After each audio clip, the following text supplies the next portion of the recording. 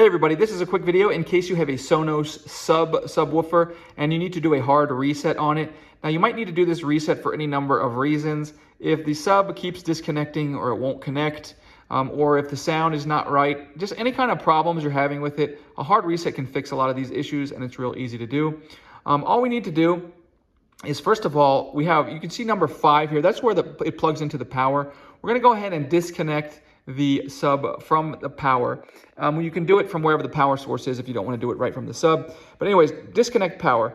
And then once power is disconnected, we're going to come in and at point number 3, which is the join button, we're going to press and hold the join button. And simultaneously, we're just going to keep pressing that while we plug the sub back in, continuing to hold that join button. And the little indicator light on the sub will start to blink white.